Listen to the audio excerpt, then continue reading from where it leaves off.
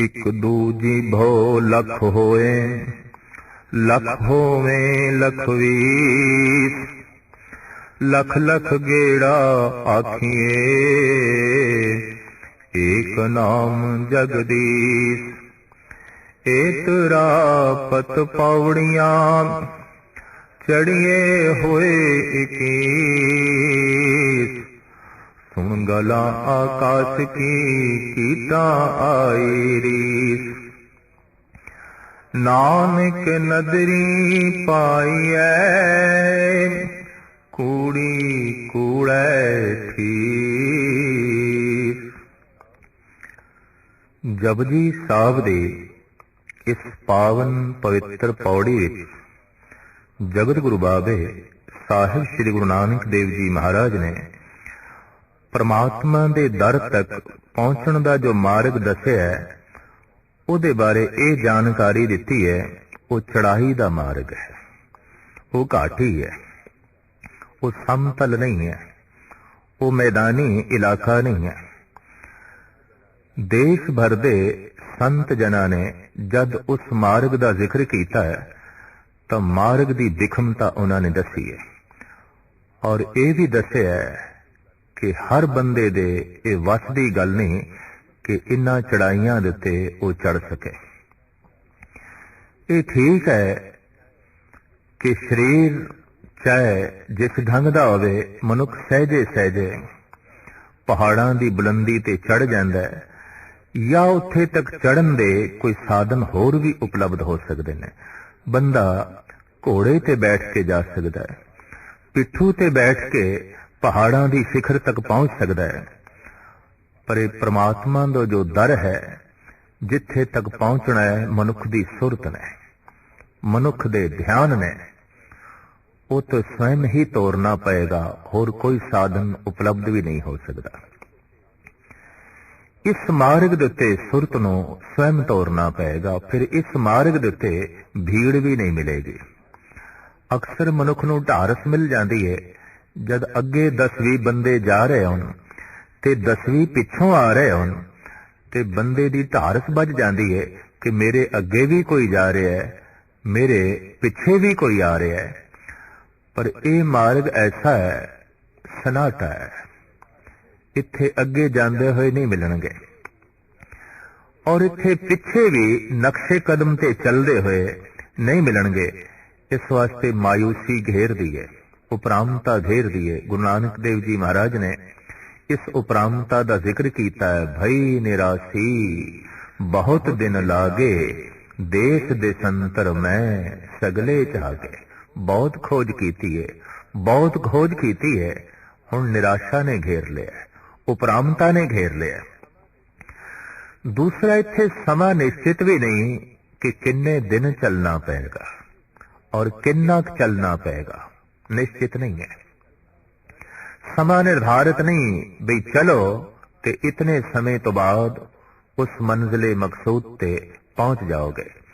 मार्ग दी इस विखमता दा जिक्र भगत सिरमौर श्री कबीर जी महाराज ने इन्हां शब्दां विच कीता है कि जह मार्ग पंडित गए पाछे परी बहीर, एक औघट घाटी राम की तेह चढ़ रहो कबीर। चतुर चलाक बंदे, सियाणे बंदे जो उगतियां ते युगतियां दे मालिक ने प्रमाणां नाल सिद्ध करदे ने ते दूजे नूं प्रभावित कर लेंदे ने भी जप असी करांगे फल तुहाडी झोली च पएगा, माला असी फेरांगे बैकुंठ थानू मिलेगा, भोजन असी छकांगे पहुंचेगा थोड़े पितरां नूं। कबीर कहंदे ने इस तरह के बंदियां दे पिछे भीड़ ही भीड़ चल पई है, बहुत भीड़। लेकिन एक औघट घाटी राम की तेह चढ़ रहे हो कबीर। एक बिखड़ी घाटी ते मैं कल्ला ही जा रहा, न मेरे पीछे कोई है न मेरे अगे कोई है। इत्थे आके उर्दू दे प्रसिद्ध महान दार्शनिक शायर ने बड़ा सुंदर फरमान किया है। काफिले या बढ़ गए या मिट गए, रास्ते सुनसान नजर आते हैं। ਜਿਹੜੇ ਕਾਫਲੇ ਮੰਜ਼ਿਲੇ ਮਕਸੂਦ ਦੀ ਤਰਫ ਚਲੇ ਸਨ, ਕੁਝ ਪਹੁੰਚ ਗਏ, ਕੁਝ ਰਸਤੇ 'ਚ ਹੀ ਮਲੀਆ ਮੇਟ ਹੋ ਗਏ। ਹੁਣ ਰਸਤੇ ਉਜੜੇ ਪਏ ਨੇ। ਔਰ ਵਾਕਈ ਤੁਹਾਨੂੰ ਧਰਮ ਦੇ ਮਾਰਗ ਦੇ ਉੱਤੇ ਭੀੜ ਨਹੀਂ ਮਿਲੇਗੀ। ਇਹ ਗੱਲ ਵੱਖਰੀ ਹੈ ਕਿ ਧਰਮ ਮੰਦਰਾਂ ਦੇ ਤੁਹਾਨੂੰ ਭੀੜ ਜ਼ਰੂਰ ਮਿਲੇਗੀ, ਧਾਰਮਿਕ ਅਸਥਾਨਾਂ ਦੇ ਉੱਤੇ ਤੁਹਾਨੂੰ ਭੀੜ ਜ਼ਰੂਰ ਮਿਲੇਗੀ, ਤੀਰਥ ਅਸਥਾਨਾਂ ਤੇ ਭੀੜ ਮਿਲੇਗੀ। ਪਰ ਕਿਸੇ ਦਾ ਜੀਵਨ ਤੀਰਥ ਬਣ ਗਿਆ ਹੋਵੇ, ਕਿਸੇ ਦਾ ਜੀਵਨ ਹੀ ਭਗਵਾਨ ਦਾ ਮੰਦਿਰ ਬਣ ਗਿਆ ਹੋਵੇ, ਇਸ ਤਰ੍ਹਾਂ ਦੀ ਜ਼ਿੰਦਗੀ ਤੁਹਾਨੂੰ ਬਹੁਤ ਘੱਟ ਮਿਲੇਗੀ, ਬਹੁਤ ਘੱਟ ਮਿਲੇਗੀ।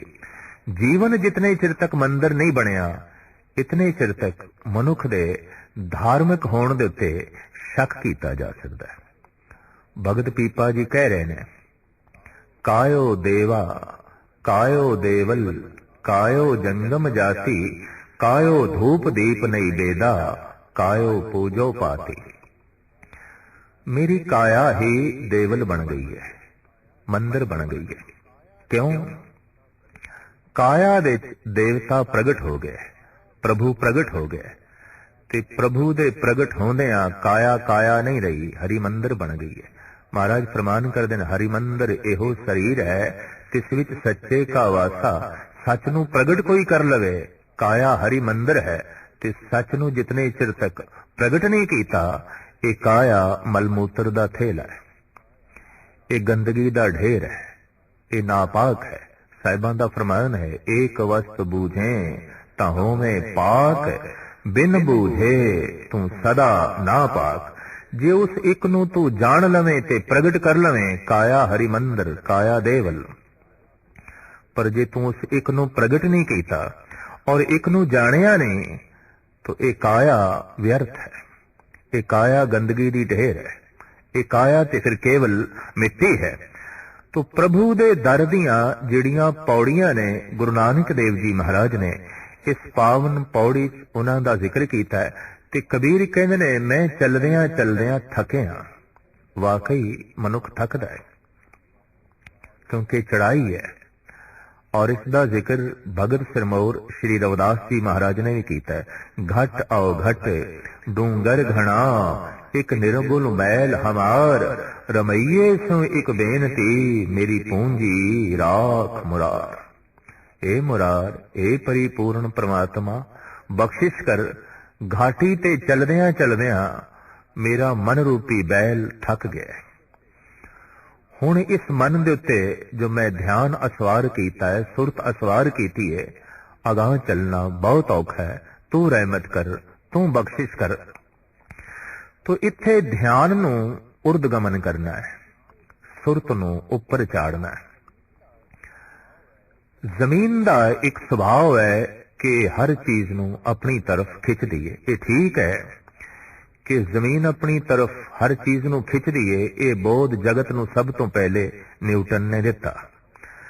ਲੇਕਿਨ ਜ਼ਮੀਨ ਤੇ ਉਦੋਂ ਤੋਂ ਹਰ ਚੀਜ਼ ਨੂੰ ਖਿੱਚ ਰਹੀ ਹੈ ਜਦੋਂ ਤੋਂ ਇਹ ਹੈ। ਇਹ ਗੱਲ ਵੱਖਰੀ ਹੈ ਕਿ ਸੂਝ ਸਮਝ ਮਨੁੱਖ ਨੂੰ ਬਾਅਦ ਵਿੱਚ ਆਈ।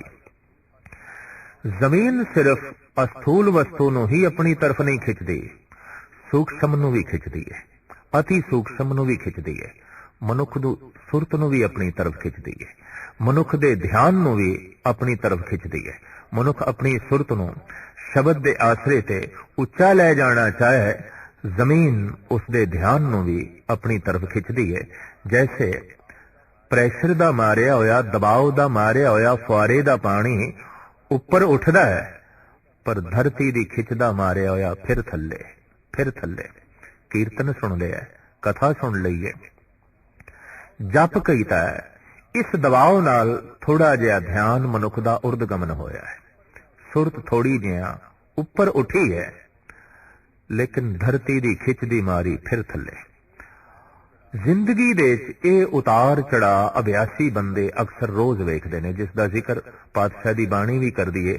ਕਬਹੂ ਜੀੜਾ ਊਬ ਚੜਤ ਹੈ, ਕਬਹੂ ਜਾਏ ਪਿਆਲੇ, ਲੋਭੀ ਜੀੜਾ ਫਿਰ ਨਾ ਲਹਿਤ ਹੈ, ਚਾਰੇ ਕੁੰਟਾਂ ਭਾਲੇ।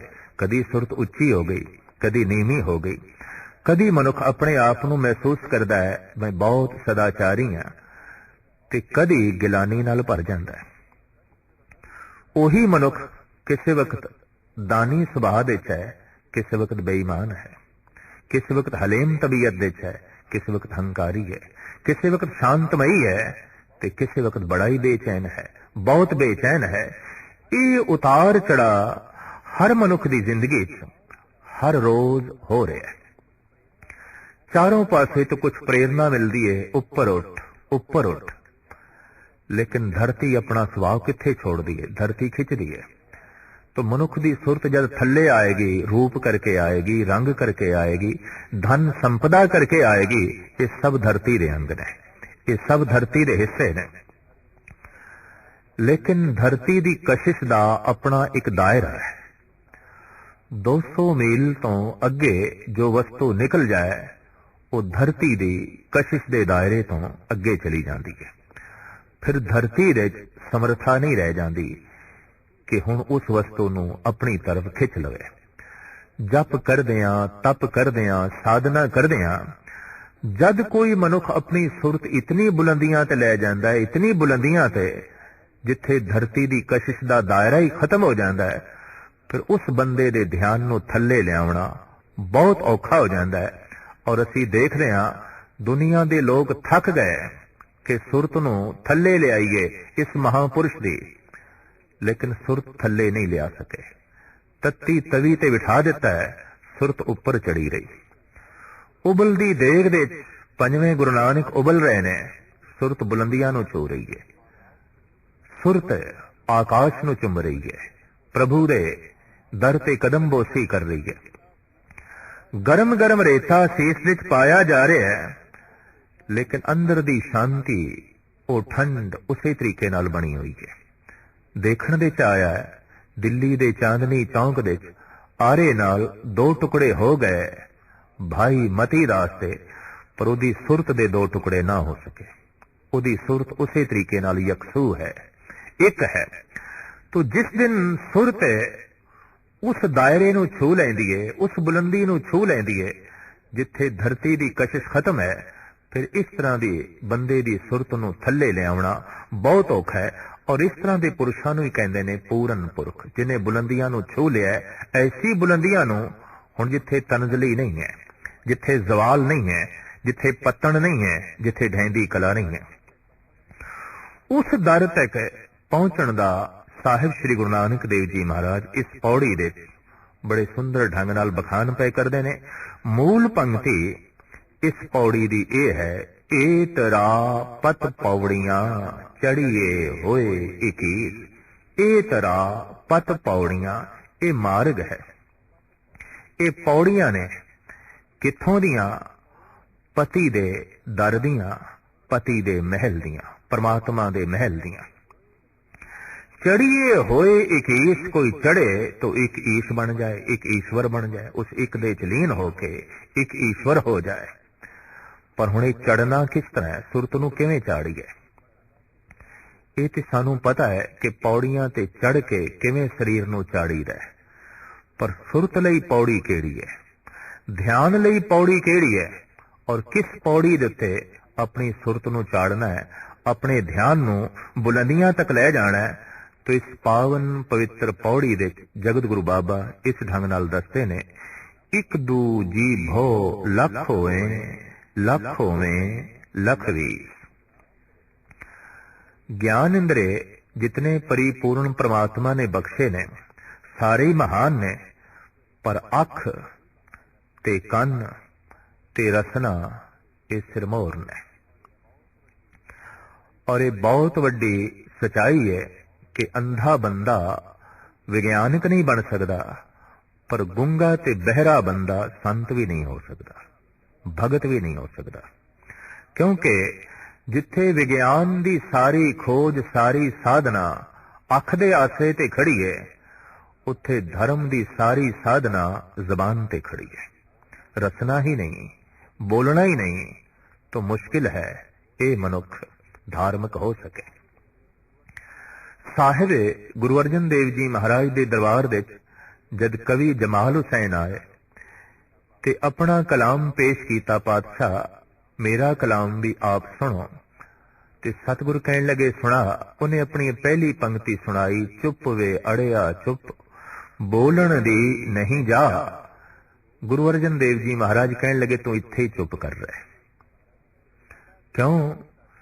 साडा ते सोचण दा ढंग ए है, जब लग दुनिया रहीए नानक, किछ सुनिए किछ कहिए। जितने चिर तक जगत दे च रहना है, जीवना है, कुछ कहना है, कुछ सुनना है। हाँ, कहना एक है, सुनना दो है। असी ते इस सिद्धांत दे पुजारी हां। खामोश चुप करके बैठ जाना तो परमात्मा फिर गूंगा ही बनांदा। उन्हें जबान जद बोलण वास्ते दिती है तो लाजमी सार्थक होवेगी, किसे कम आउंदी होवेगी। तो धर्म दी सारी साधना जबान ते खड़ी है। सतगुरु दसदे ने, एक दू जी भो लख होवे, लख होवे लख वीर, एक जबान नू दो कर ले। फिर साहिब कहते ने दो नहीं, लख कर ले। फिर कहते नहीं, 20 लख कर ले। एक जबान नू 20 लख कर ले। लख लख गेड़ा आखिए, एक नाम जगदीश। फिर एक एक जबान दे नाल लखां लखां वारी उस जगदीश दे नाम दा उचारण करी जा। भाव अणगिणत दफा, गिणती मिणती दे चक्कर दे च ना पवे। हुण एक जबान जे लखां जबान हो जान ते एक एक जबान लखां लखां वारी उस जगदीश दा नाम उचारण करे तो गिणती मिणती तो परे दी गल होगी। साहिब कहते ने इसे तरीके नाल जप करी जा, जबान नू इसे तरीके नाल चलाई जा। लख होवें लख वीस, लख लख गेड़ा आखिए, एक नाम जगदीश। ए तेरा पत पौड़ियां, परमात्मा दे दर दियां बस यही पौड़ियां ने, यही मार्ग है, और कोई नहीं। जपी जा रसना नाल, वाहिगुरु वाहिगुरु दी इंज धुन आलाप करी जा। भगत कबीर कहंदे ने, कैसो कैसो कूकीए ना सो ये आसार, रात दिनस के कूकने कभे के सुने पुकार। दिन रात मैं ते कूक रहा, बोल रहा, बोली जा रहा, कैसो कैसो दी धुन रटी जा रहा। किसी दिन ते गल बन जाएगी। जिस दिन वाहिगुरु वाहिगुरु आखदे हां, स्वाद आण लग पै, रस आण लग पौ, समझ लो पुकार पहुंच गई। समझ लो सुरत आकाश मंडल तक पहुंच गई, प्रभु दे दर तक पहुंच गई।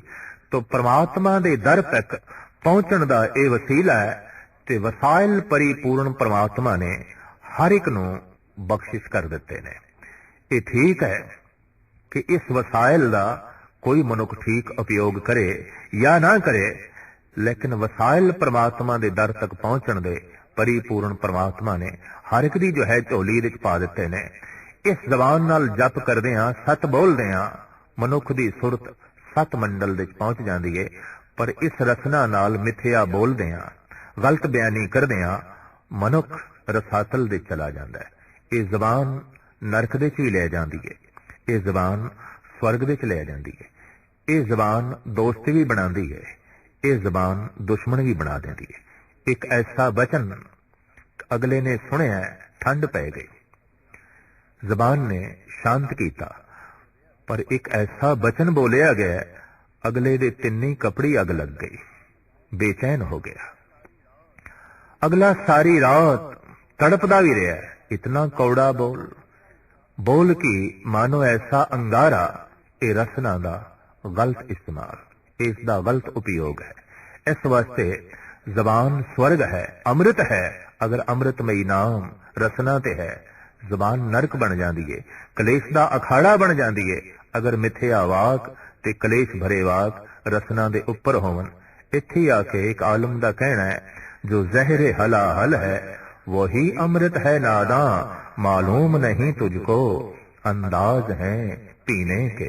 जीण दा ढंग होवे जिंदगी अमृत है, और जीण दा ढंग नहीं तो जिंदगी जहर बन जाती है। साहिब कहते परमात्मा दे दर तक ये पौड़ियां ने, ए तरा पत पौड़ियां, चढ़िए होए 21 अज तक जिसदी भी समाधि लगी है। जो भी उस अनाहत दे देश विच पहुंचे, जिसने भी उस परम प्रकाश दा आनंद माणिया, जबान नाल जप जप के ही उत्थे तक पहुंचे।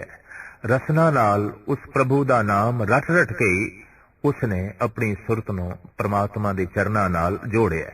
साहिब कहंदे ने सुन गलां आकाश की कीटां आई री। आकाश तक जो पहुंच गए ने, जिन्हां दी सुरत उच्ची उठ गई है, उन्हां नूं वेख के कीड़ियां नूं भी रीस आ जांदी है भी आपां भी उड़ीए, असीं भी आकाश तक पहुंचीए। भाव जद किसी दी समाधि लग जाती है, किसी नूं परम आनंद उपलब्ध हो जाता है, परम शांत हो जाता है, तो पखंडियां नूं भी रीस जागदी है। पखंडियां तो मुराद ओ जप तप कुछ नहीं करना, वासना नाल भरे हुए ने। रीसो रीस ओही कुछ करना जो कुछ उस साधक ने कीता है। साधक ने कीता है, पूर्ण श्रद्धा नाल कीता है। ये जो कर रहा है केवल नकल कर रहा है, सिर्फ रीस कर रहा है। तो जगत दे इस तरह की रीस सिर्फ समाजिक जिंदगी च ही नहीं, राजनीतिक जिंदगी च ही नहीं, बल्कि धार्मिक दुनिया दे भी रीस चलती है। एक संत नूं, एक परम गुरु नूं, एक परम भगत नूं वेख के अक्सर कीड़ियां नूं भी रीस आ जाती है भी असी भी भगत बणीए, असी भी संत बणीए। लेकिन रीस करन दे नाल ते कोई संत नहीं होंदा, जप करन नाल कोई संत होंदा है, साधना करन दे नाल कोई भगत बनदा है, साधना कर करके ही कोई प्रभु दे दर ते पहुंच सकदा है। तो साहिब कहते ने सुन गलां आकाश की कीटां आई रीस। आकाश तक पहुंचे होया नूं वेख के कीड़ियां नूं भी रीस आ गई, और उन्होंने भी अपने नाम दे नाल लकब संत जोड़ लिया, भगत जोड़ लिया। ब्रह्म ज्ञानी अपने नाम दे नाल शब्द जोड़ दिता। इस देश दे करीबन लखां दी तादाद दे संत ने, पर संत ते एक भी होवे सारे शहर दी फिजा पवित्र करके रख देंदा है, सारी कौम दी जिंदगी बदल के रख देंदा है। कहंदे ने गाथा है भगत माल दी। एक रोगी भगत कबीर कोल आया। उस वक्त कबीर दी पत्नी घर विच सी, कबीर जी नहीं सन। रोगी ने फरियाद की थी, भगत जी मैनू किसी तरीके नाल नवां नरोआ करो, मैं रोग तो पीड़ित हां। कबीर दी पत्नी ने यह सदा सुनी ते रोगी दे कोल आई, आखण लगी राम कह। 3 दफा राम अखवाया, रोगी दा रोग जांदा रहा। आखिया जा हुण तू अपने घर नूं। रस्ते विचों धन कबीर करदा अपने घर नूं जा रहा है। कबीर रस्ते च मिल गए, आखण लगे पुरखा ऐसी केड़ी सौगात तेरी झोली च पै गई है, तू धन कबीर करदा जा रहा। आखण लगा 3 दफा भगत जी दी पत्नी ने मैथों राम अखवाया, मेरे सारे रोग जांदे रहे। कबीर जी जद घर पहुंचे तां अपनी पत्नी दे उत्ते नाराजगी दी निगाह, इस तरह की निगाह मारी जैसे कि आप नाराज ने, संतुष्ट नहीं ने। पुछदी है लोई कारण की है। उस वक्त कबीर कहंदे ने कि 1 दफा राम आखण नाल सारा शहर पवित्र हो जाता है, सारी कौम पवित्र हो जाती है। तो तू 3 दफा राम अखवा के रोगी दा रोग दूर कीता है, ये राम नाम दी तोहीन है। राम नाम ते महान है। बड़ा सुंदर कबीर जी दा श्लोक है, कबीर सो मुख धन है, जय मुख कहिए राम, देही किसकी बापुरी, पवित्र होए गो ग्राम। इस देही दा ते कहना कि सारा शहर पवित्र हो जाता है, सारा नगर पवित्र हो जाता है। यकसुई नाल टिके हुए मन नाल जद 1 दफा परमात्मा दा नाम लिया जाता है, आले दुआले की तमाम फिजा पवित्र हो जाती है, मुअत्तर हो जाती है। तो इस तरह के रसक बंदियां नूं देख के कई दफा पखंडियां नूं भी रीस आउंदी है, वो भी अपने नाम दे नाल संत शब्द ब्रह्म ज्ञानी शब्द जोड़ लेंदे ने। पर साहिब कहंदे ने नानक नदरी पाईए, कूड़ी कूड़ै ठीक। इस सौगात ते परमात्मा दी निगाह नाल बख्शिश नाल ही प्राप्त होंदी है, नकल करन दे नाल नहीं। कोई अपने नाम दे नाल लकब जोड़ लवे परम पुरख संत ब्रह्म ज्ञानी, ते इहदे नाल कोई ब्रह्म ज्ञानी नहीं हो जांदा। इह ते कोई जप करदा है, तप करदा है, ते फिर उसदी नजर दा पात्र बनदा है, उसदी बख्शिश दा पात्र बनदा है। फिर जाके किधरे ये सौगात उसदी झोली विच पैंदी है। तो साहिब कहंदे नानक नदरी पाईए, ये दर ये परम सौगात ते उसदी नजर नाल प्राप्त होंदी है, उसदी बख्शिश नाल प्राप्त होंदी है। कूड़ी कूड़ है ठीक, पखंडी झूठे दी ये झूठी ठीक है। भाव वो जो ललकार ललकार के कह रहा है मैं संत हाँ, मैं परम ज्ञानी हाँ, मैं ये कर सकदा, मैं वो कर सकदा, ते तरह तरह दियां रिद्धियां सिद्धियां दा वो दावा करे। साहिब कहंदे ने ये झूठियां कूड़े दियां ठीसां ने। इस तरह का एक वाकया साहिब गुरु नानक देव जी महाराज के सामने आया जगन्नाथपुरी दे। एक साधु ने अपने आले दुआले बड़ी भारी भीड़ इकट्ठी की हुई सी और वो नक नूं पकड़ के दो उंगलां नाल अखां मीट के तीन लोकां दी गल दस रहा सी। कदी विष्णु लोक दी चर्चा करे, कदी ब्रह्म लोक दी, ते कदी रुद्र लोक दी। लोकी उसदे पात्र दे जो उसदे अगे पिया सी पैसे पाई जान।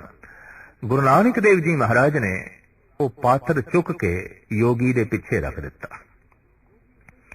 योगी इसे तरीके नाल ब्रह्म लोक, विष्णु लोक ते होर तरह तरह दे लोकां दी गल्लां करदा रहा, चर्चा करदा रहा। आखिर उसने अपनी अख खोली, देख के दंग रह गया। पात्र नहीं है, वो भिक्षा पात्र जिहदे च लोकी धन पा रहे सन। अगों नदारत वेख के हैरान हो गया ते कहंदा है वो मेरा खप्पर किथे है। चिल्ला के उसने आख्या मेरा खप्पर किसने चुकया है। गुरु नानक देव जी महाराज खड़े हुए ते मुस्कुरा के बोले, आंट सेती नाक पकड़े सूझते तह लो, मगर पाछे कछ न सूझे ए पदम अलो। गुरु नानक देव जी महाराज दा ए वाक गुरु ग्रंथ साहब जी महाराज दी दर्ज है। आप कहंदे ने, ऐ साधु ऐ जोगी, तू दो उंगलां नाल नक नूं पकड़ लैंदा, अखां मूंद के तीन लोकां दी गल करदा है, पर तैनू अपने पिछे पिया होया खप्पर नहीं दिखाई देंदा।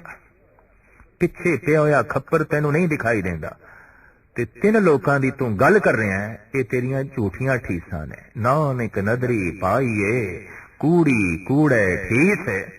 ये धर्म दी दुनिया दे इस तरह दे ठग अक्सर मौजूद होंदे ने जो रिद्धियां सिद्धियां दा दावा करदे ने ते सानू इस चीज दी प्राप्ति हो गई है, उस चीज दी प्राप्ति हो गई है। साहिब कहंदे ने ये झूठे दियां झूठियां ठीसां ने। ये ते उसदी बख्शिश नाल ओदी रहमत नाल सौगात प्राप्त करी दी है। नानक नदरी पाईए, कूड़ी कूड़े ठीक। ओदे दर दियां पौड़ियां यही ने कि रसना नाल वाहिगुरु वाहिगुरु मनुख उतने चिर तक जपदा रहे जितने चिर तक नदर दा पात्र बन नहीं जांदा, बख्शिश दा पात्र बन नहीं जांदा।